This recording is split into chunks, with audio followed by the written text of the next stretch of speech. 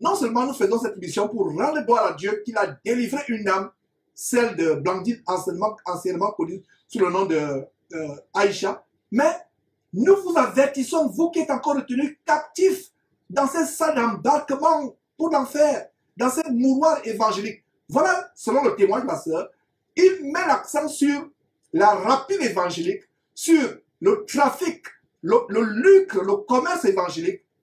Voilà les gens pour qui Jésus a fait le fouet. Les descendants, les gens qui ont été fouettés dans le temple par Jésus-Christ. Voilà un des descendants que vous suivez. Et quand il y a un descendant, il semblerait que cet homme ait des origines juives. Ce n'est pas étonnant qu'ils vendent les choses comme ces ancêtres juifs dans le temple qui ont été chicotés par Jésus-Christ, dont les tables ont été renversées. Continue le témoin, ça me remplit de colère quand j'entends de telles choses. Ah oui, oui, très en colère même. Et là, en revenant sur les ventes, quand il va en Afrique, parce qu'il va beaucoup en Afrique, hein, au Bénin, Côte d'Ivoire, Gabon, il a beaucoup d'amis pasteurs là-bas où il va faire des missions. Pour parler des missions, un jour, il est parti au Bénin, à Cotonou, pour une mission évangélique, apostolique. Il est parti. Au retour, je crois qu'il a fait une semaine, au retour de sa mission, il a convoqué l'assemblée en disant, il va nous montrer comment Dieu a travaillé avec lui. C'était un mercredi.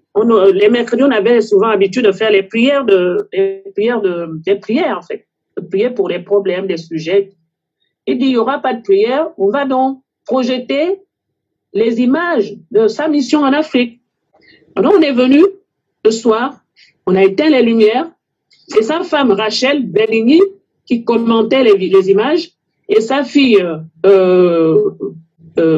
Claire-Lise, qui projetait les images. Sa fille Claire-Lise projetait les images et sa femme Rachel Belligny faisait commenter les images parce que dans cette mission-là, sa femme était partie avec lui. Rachel était en mission avec lui et avec une autre sœur aussi. Donc, nous voici assis. Oh, il commence à projeter les images et lui-même, Daniel Belligny, était assis à ça au fond de la salle. La fille projette des images et la mère commente. Les images qui étaient projetées, c'était quoi? Je vais vous dire. D'où ma colère et la colère de beaucoup de frères et sœurs qui étaient ce jour-là. Les images, c'est quoi? Ils projettent, ils montrent la douche. Ils se montrent de la pauvreté des Africains. Des gens qui n'ont rien, mais qui les accueillent avec un gros cœur et leur donnent le peu qu'ils ont. Ils filment toutes ces choses-là pour venir les projeter dans l'église pour se moquer d'eux. Donc, ils ont filmé la salle de douche dans la maison dans laquelle on les avait logés. C'est une douche, la douche n'avait pas de robinet. C'est des touques d'eau qu'on remplit avec une petite calebasse qu'on ramasse l'eau pour se mouiller. Ils ont filmé ça. Ils ont filmé la petite domestique qui était assise sur les escaliers en disant c'est elle qui s'occupe de nous et tout. En fait, quand la petite Claire-Lise projette les images, sa mère, qu'est-ce qu'elle fait? Regardez la maison, regardez la belle maison où on nous a logés. Elle est belle. Regardez, ça c'est notre douche. Elle filme la douche, elle projette, elle montre l'image de la douche, c'est notre douche. Non, elle explique comment il se lavait. On prenait l'eau, on verse sur le corps. C'est pas comme chez nous ici. Ici, je me dis, les gens qui se plaignent ici, ils ne doivent même pas se plaindre parce que vraiment, elle fait des commentaires. Après, l'autre image, le moutouki qu'on appelle la friperie à l'africaine, qui est toujours par terre là, à même le sol. L'image de friperie, bam, projetée. La Rachel qui fait le commentaire. Voyez-vous, quand on vous dit de ne pas jeter ici, hein, Béatrice, Morissette, comme c'est Morissette qui triait souvent le lait, les choses qu'on envoie en Afrique. Quand on te dit de ne pas jeter des choses, ne trie même pas parce qu'eux là-bas, ils ne trient pas, ils ne jettent rien. Eux là-bas, ils ne jettent rien. Regarde, eux ne jettent rien. Paf, l'image les passe. Les petits enfants qui riaient, une image on projetait une image où les petits enfants sont en train de rire, les torses nus, les ventres dehors, les pieds nus. L'image projetée, boum. Rachel qui dit, voici, regardez ces petits enfants-là. C'est la première fois qu'on les prend en photo, ils sont tout contents. Regardez comme ils rient. Paf. J'entends les murmures commencent à se lever dans la salle. Moi-même, je ne disais même plus mot. Je dis, est-ce que j'explose? Est-ce que je sors? Je dis, je fais quoi, Seigneur? Si je pars, Non, vaut mieux la fin d'une chose que le commencement. Je dois aller jusqu'à la fin pour voir un peu où ils veulent en venir. C'est quoi l'affaire? Est-ce que c'est la mission qu'on nous a dit qu'on nous montre? Monsieur le pasteur est parti en Afrique. On doit voir la mission, que Dieu, comment Dieu a travaillé avec lui. C'est maintenant la pauvreté des Africains. On vient exposer dans l'église, dans les projections des photos, des images. Et puis, ce n'est même pas tout. Tu sais, vous savez, en Afrique, les Africains, surtout dans les côtés du Bénin, ils vendent le pétrole au bord de la route dans les bidons, les Dames Jeanne. Paf! L'image projetée. Vous voyez ici, ça c'est de Total d'Afrique. Eux là-bas, c'est Rachel qui fait le commentaire. Rachel de Vendigny. Voilà leur Total. Ils vendent leur pétrole dans les Dames Jeunes, les bidons. Voilà, ça c'est Total d'Afrique. L'autre image, paf. Vous savez, il y a tous les réparateurs africains là qui réparent au bord de la route, qui réparent les ventilateurs, les congélateurs, les appareils, ainsi de suite. Et ils ont pris cette photo, la photo de ça aussi, paf, ils ont projeté en disant, ça c'est Darty d'Afrique. Et là, les gens ont commencé à exploser dans la salle. Voyez-vous, c'est Darty d'Afrique. Je dis, mais c'est quoi? Et puis après, une maison qui était un peu en briques, mais avec un vieux rideau, pas genre les vieux pains, on met le rideau là, avec le pain déjà vieux là, fendu, déchiré, mais c'était quand même ça qui voilait la porte, quoi, comme le rideau de la porte. Ils ont filmé cette maison-là avec le voile là pour projeter ça. Voilà, vous voyez, ça c'est une maison, hein, les gens habitent là-dedans. Hein. Là, vous voyez, là, les gens habitent dedans. Ça, c'était la mission que Daniel Vendigny était assis dans la salle au fond et sa femme et sa fille faisaient le travail à commenter et l'autre qui projetait. On a vu que 3 ou 4 photos seulement où on le voit debout dans une grande salle, plein de monde, la chemise bien trempée de sueur. Dans une grande salle, mais pas dans la rue pour prêcher, mais dans une grande salle. Non, non. Oui, dans une grande salle. Il était dans une grande salle. C'est tellement un hôtel ou un gymnase, pas dans la rue, pas chez les pauvres. Et avant de continuer, je retenais mes larmes.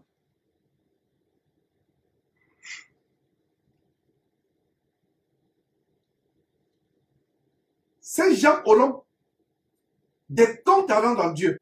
Ils auront des comptes à rendre à Dieu. La Bible dit, l'œil qui se moque, la personne qui se moque des pauvres, la personne qui se moque d'un pauvre, aura des comptes à rendre à Dieu. Voilà des pauvres en Afrique. Jésus nourrissait les pauvres. Il nourrissait des personnes qui étaient affamées. Mais voilà un abominable faux pasteur. Vous qui continuez à être dans ces salles, honte à vous. Pas à sa femme, pas à lui, parce que c'est les véritables escrocs. Ils vivent aux dépens de vos miettes. Ils vivent aux dépens. Les dons que les gens donnent en France, ils vont revendre ces dons aux pauvres en Afrique et ils se moquent encore de ces pauvres. Exactement comme Masolo Chinassi, qui se moque de sa femme de ménage en disant qu'elle est une poule pondeuse. Il ne sait pas comment elle s'en sort avec le petit salaire que Masolo Chinassi lui donne. Au moins, cette femme-là travaille à la sueur de son front. Masolo Chinassi, des parasites de luxe, des escrocs, des parasites de luxe. Ils vivent aux dépens des pauvres à Kinshasa, un peu partout, et ils se moquent encore de ces pauvres. Ils se moquent de ces pauvres. Oui. Les chrétiens, lui, il a tout le temps des enfants. Chaque année, chaque mois, chaque année, un enfant. Chaque année, un enfant, un enfant, un enfant, un enfant, un enfant, un enfant. C'est la pauvreté. Puis c'est la pauvreté. Ça fait partie de la richesse. Savoir avoir des enfants quand on veut. Regardez bien. Les riches ont les enfants quand ils veulent. Les pauvres en ont quand ils n'en veulent pas. Les riches ont les enfants quand ils veulent.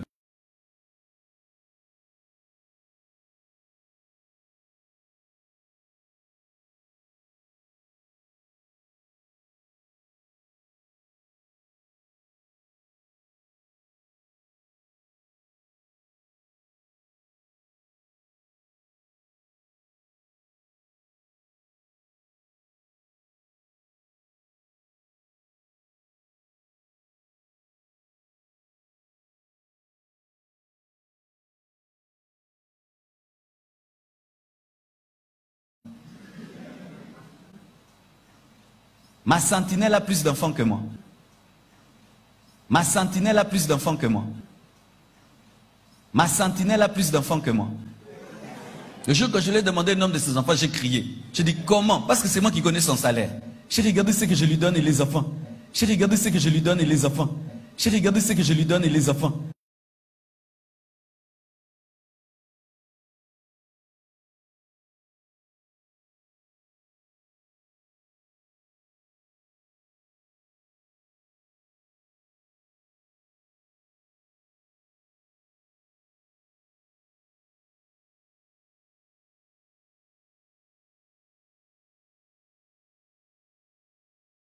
J'ai dit, tu fais comment? J'ai dit, tu fais comment? J'ai dit, tu fais comment?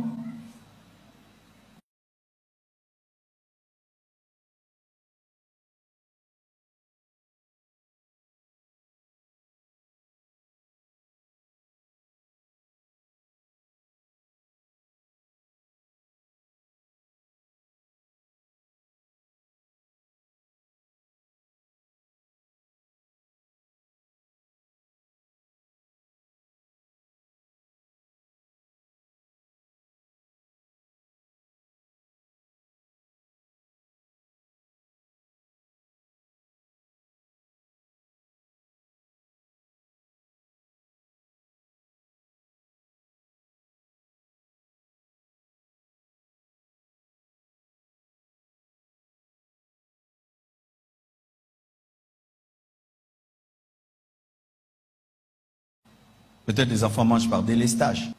Peut-être les enfants mangent par délestage. Peut-être les enfants mangent par délestage. Maintenant, un enfant qui mange par délestage, il sera aussi intelligent qu'un enfant qui mange matin, midi, soir.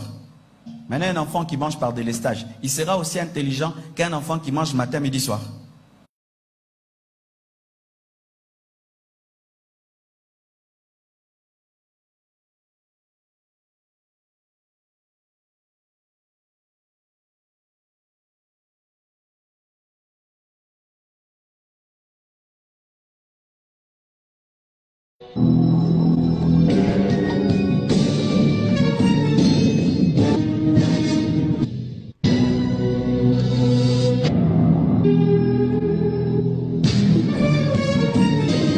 Maintenant, un enfant qui mange par délestage, il sera aussi intelligent qu'un enfant qui mange matin, midi, soir.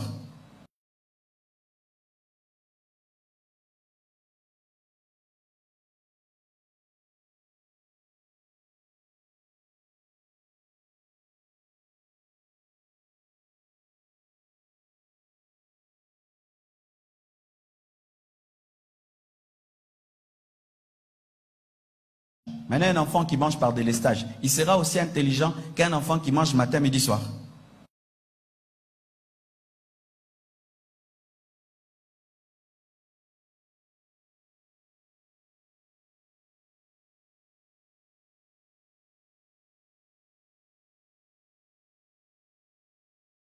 Maintenant, un enfant qui mange par délestage, il sera aussi intelligent qu'un enfant qui mange matin, midi, soir.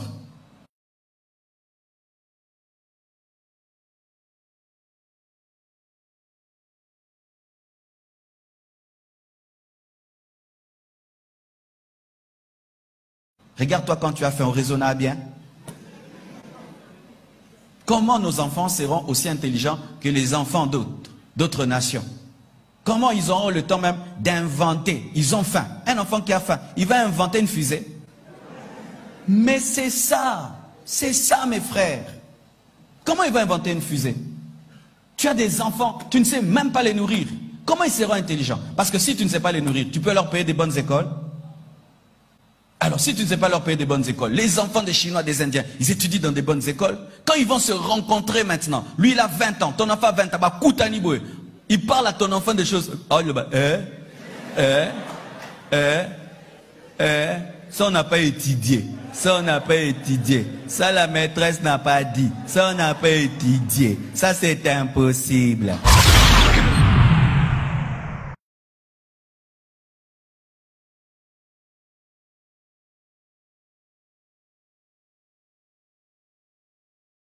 Il y a des lois pour créer. Comment ils ont fait tous ces inventeurs?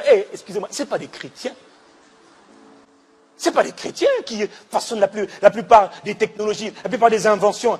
Même l'avion a été créé par un chrétien. C'est ton papa qui a créé l'avion. Ah, c'est comme ça qu'on est en Afrique. Dis-moi, ton papa fait la route là?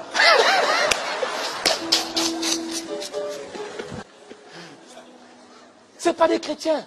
Mais ils ont créé des choses qui servent, qui sont des bénédictions pour l'humanité. Quelqu'un dit Amen. Quelqu'un dit Amen. Les hommes ont créé parce que les hommes ont pensé à résoudre des problèmes et ils ont appliqué les lois mentales, les lois de l'esprit pour créer ce qu'ils voulaient pour vivre dans un monde meilleur. Alors nous, on est là à les critiquer. Oui, mais ils ne sont pas sauvés. D'ailleurs, toi-même, tu es sauvé. Le fait de savoir qu'une église pouvait totaliser 180 m'a donné la foi de 500 000. Et après, j'aurai la foi de 1 million, de 2 millions, de 1 milliard. 1 milliard. Il y a des gens qui jouent seulement au football, qui tapent seulement dans des raquettes, ils sont milliardaires. Taka, taka, taka, taka, taka, taka, milliardaires. On te parle de milliards, ça te choque.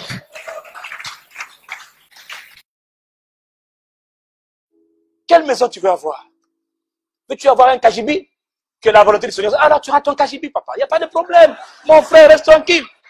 Bon, quand tu verras les hôtels, des grandes maisons, tu leur donnes d'avoir une grande maison, une grande piscine. Quelqu'un me dit un bon amen. Parce que tu vois, ça fait du bien. Ça fait du bien pour le corps, même pour l'esprit aussi. Hein, parce que tu sais, l'environnement est important hein, entre nous quand même. Hein. Hein, en toute humilité quand même. Hein. Ah oui, hein.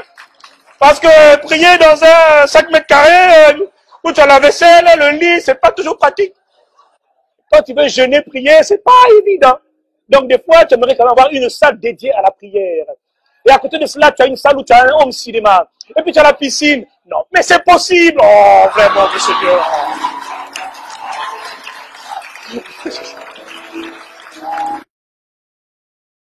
J'ai donné 15 voitures. In the past 2 years, Dans les 2 dernières années, giving away 15 j'ai cars, donné 15 voitures. 2 Hummers, 2 Hummer. don't be jealous. Soyez pas jaloux. 2 Hummers, 2 Hummers, 1 Land Rover, une Land Rover, 2 Chrysler 300, 2 Chrysler 300, 2 or 3 2 ou 3 Nissan Xterra. You know Nissan Xterra? Est-ce que vous la connaissez? Extreme. I think 2 Je Toyotas, pense 2 Toyota, 1 small car Nissan Micra, une petite Nissan Micra.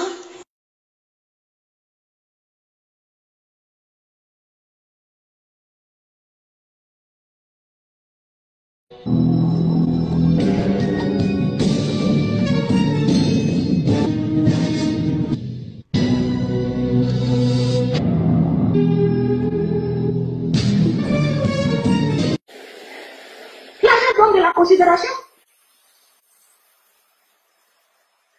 L'argent donne la longévité. L'argent donne la longévité. L'argent donne la longévité.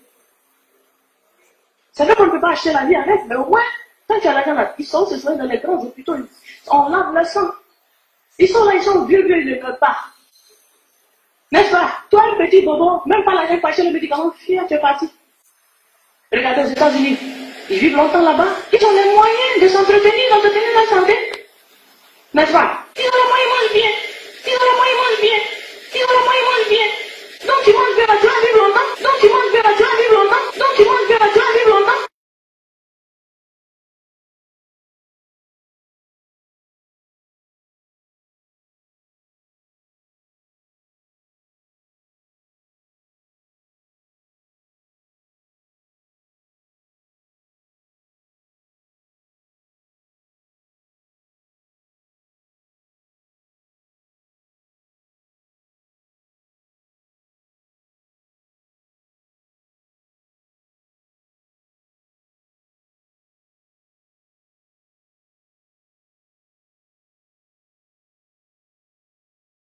Donc tu manges bien, tu vas vivre longtemps.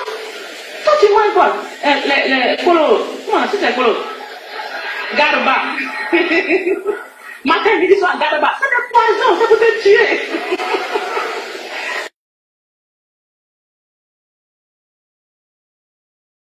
Tu vois quoi encore? Les bonnes tomates, on va marcher pour les riches, les gâtés, les pourris, on m'a de côté, toi, c'est ça que tu ramasses pour payer pour manger.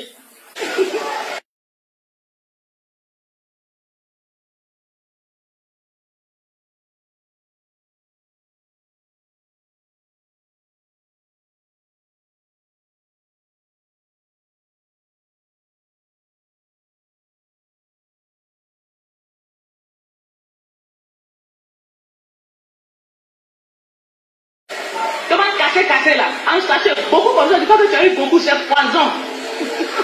Toi, tu vas partir vite. Toi, partir vite. Toi, partir vite. Le riche, il mange ce qui est strié, les produits de choix. Donc, il vit bien, il vit longtemps. À cause d'argent. Donc, l'argent donne la longévité. L'argent améliore tes conditions de vie.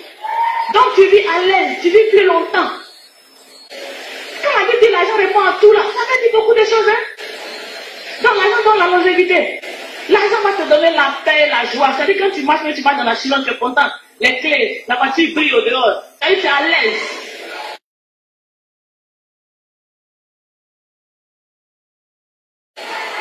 Bon, attends, s'il y a l'argent, il y a un problème ici. Ah, c'est un problème. Mais on vit, on est à l'aise, on rit, on s'éclate. Parce qu'il n'y a pas de problème derrière. L'argent est là pour tout régler. N'est-ce pas? Quand il y a l'argent là, non mais la famille va bien, le foyer marche. Les foyers où il n'y a pas là, souvent il n'y a pas beaucoup d'argent. L'argent est difficile. C'est pour ça qu'il n'y a pas là.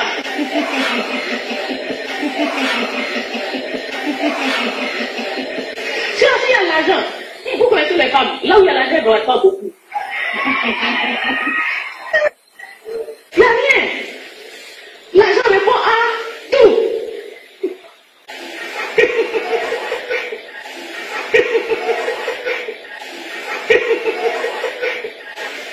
Alléluia. Donc l'argent donne la paix, l'argent donne la joie, l'argent attire beaucoup d'amis.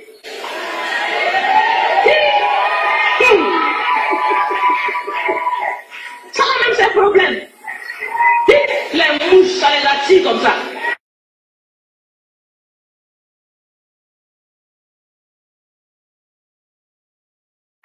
L'argent attire amis, l'argent attire femme, l'argent attire PD, l'argent attire tout. Tout ce que tu veux, avec l'argent, tu peux avoir. Ça attire tout. Ça attire tout. Ça attire tout.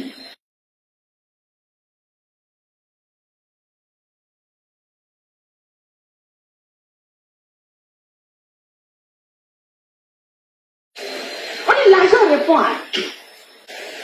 L'argent est important. Oh. L'argent est important. Oh. L'argent est important. Oh. C'est tout important. Si tu n'as pas d'argent, tout va y aller.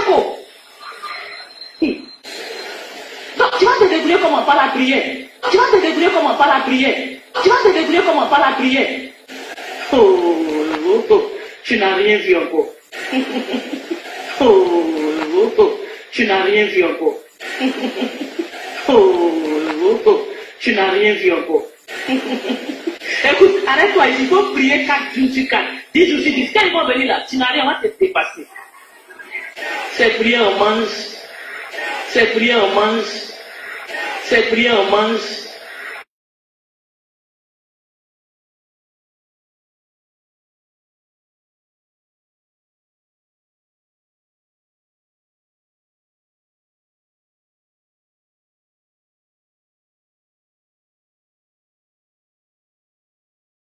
C'est prier, on mange.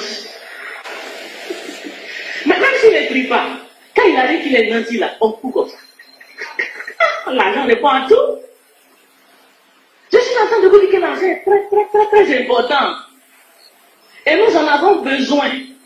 Pour être heureux ici, là, tu as besoin d'argent. Tu ne peux pas vivre sans argent. Tu ne peux pas être quelqu'un sans argent.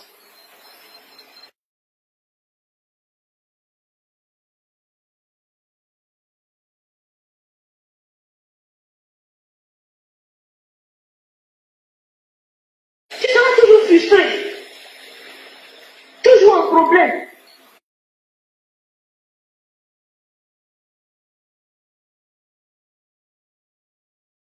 Tu seras toujours frustré. Toujours un problème.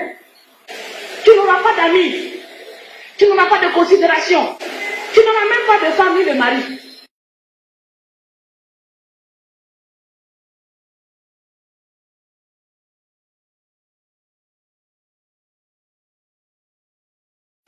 Tu n'auras même pas de femme ni de mari. Tu as comment? Toi, tu veux, attends, les belles filles là. Toi, tu n'as rien et puis c'est ça que tu veux. Hein? Tu sais combien ça coûte? Hein? Joli, joli, joli, tu vois. Et puis c'est toi qui cours après. Joli, joli, clair, clair. Viens, viens. Attends. Toi, tu as l'argent. Écoute, avec les filles, c'est pas à faire des côtés. Tu m'appelles comment, on s'en fout. C'est pas ça?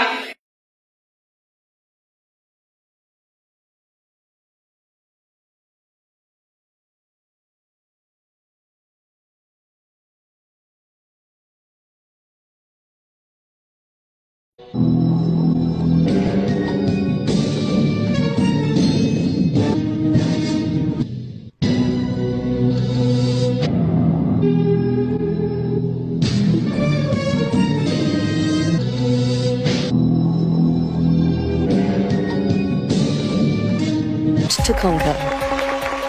He had an eye for While a revolutionary product comes along that changes everything. An iPod, a phone, and an internet communicator. An iPod, a phone. Are you getting it? And we are calling it stations. Turn off your Wi-Fi. Every notebook, I'd like them to put them down on the floor. And all of you look around, I'd like you to police each other. If you want to see the demos, shut all your laptops. My camera's not turning on. What's that? I did slide it and let go. Not turning on. Here. Okay.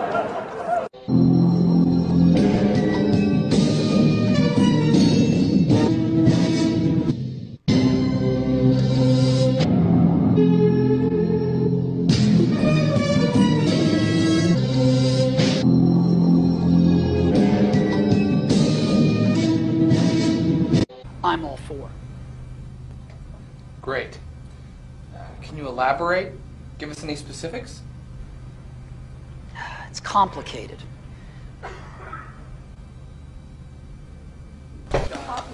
Steve! Oh my God! Call an ambulance. Are you...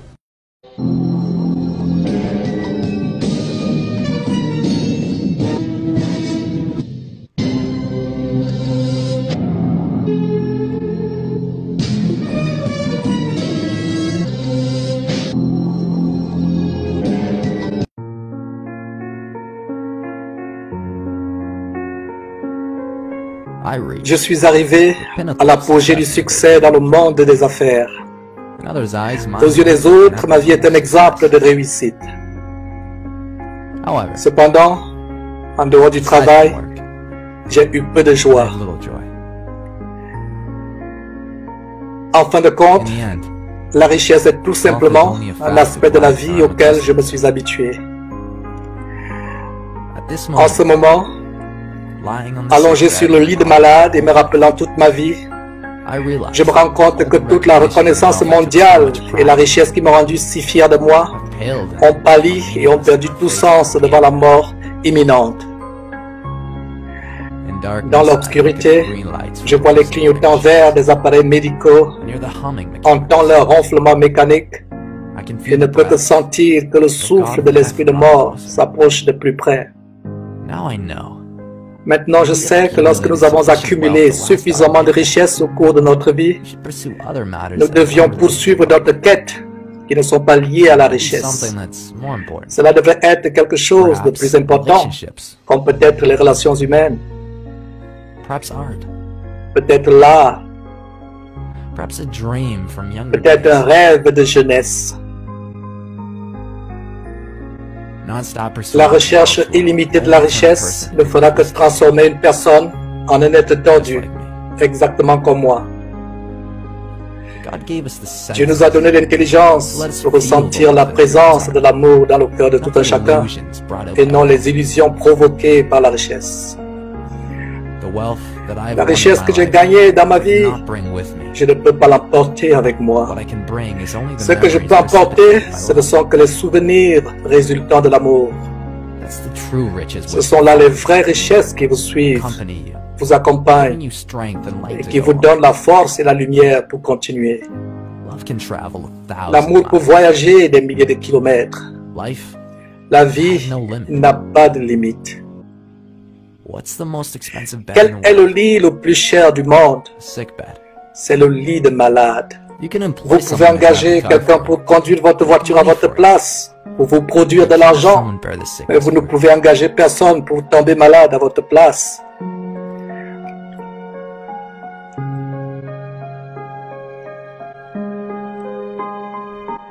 Les biens matériels perdus peuvent être retrouvés, mais il y a une chose qui ne peut jamais être retrouvée quand on la perd. C'est la vie. Quand une personne entre dans la salle d'opération, elle se rendra compte qu'il y a un livre qu'il n'a pas encore fini de lire. C'est le livre de la vie saine. Quel que soit le stade de la vie où vous êtes à l'heure actuelle, vous ferez face au jour où le rideau tombe. Que l'amour pour votre famille soit votre trésor. L'amour pour votre épouse.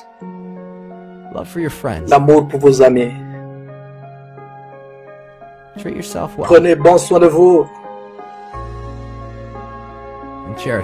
Aimez les autres.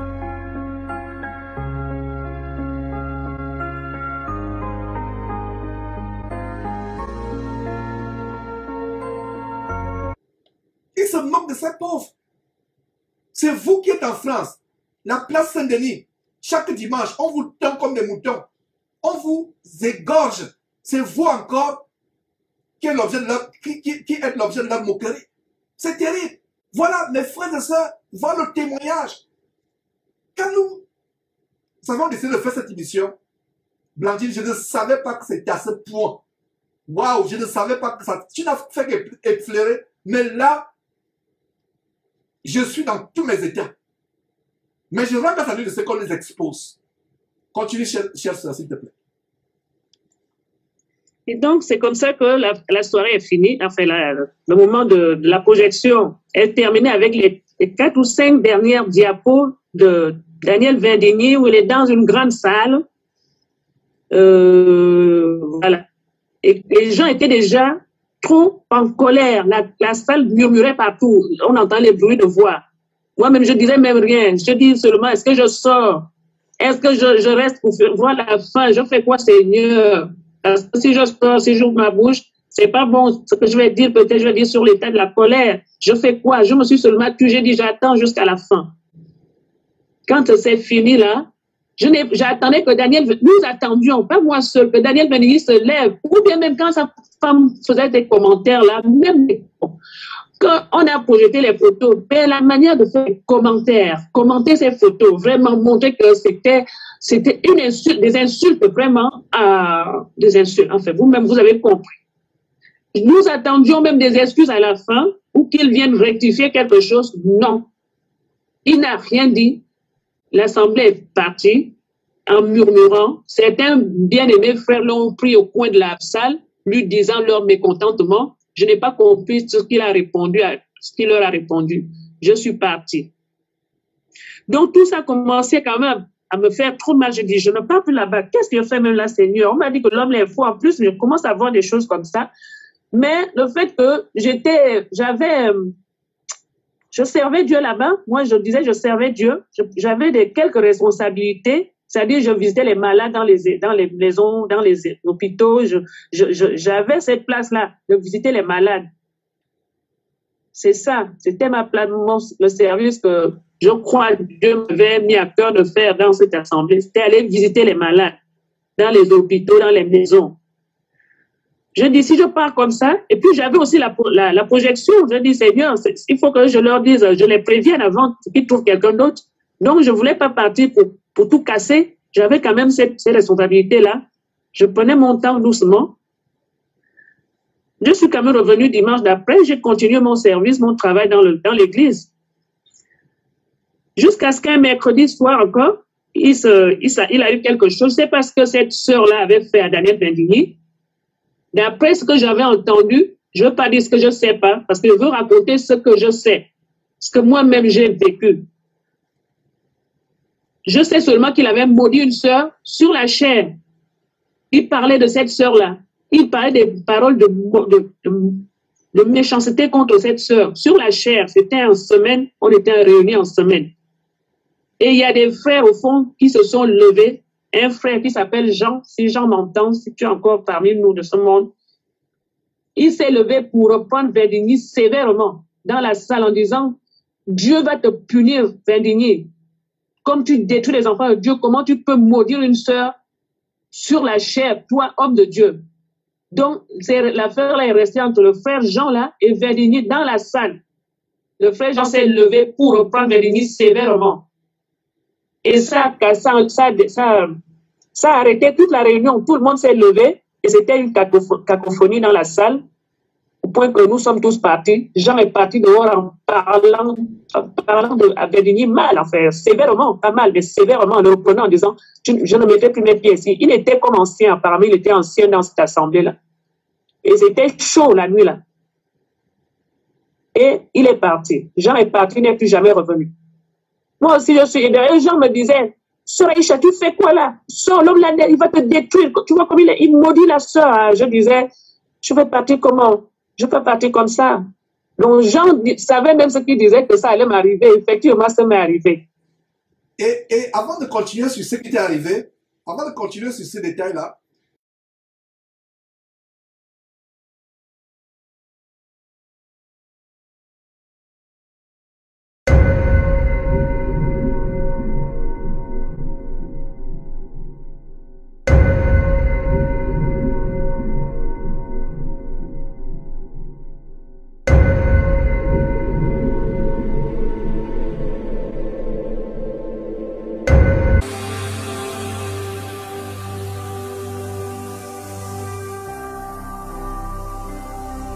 Jésus-Christ TV,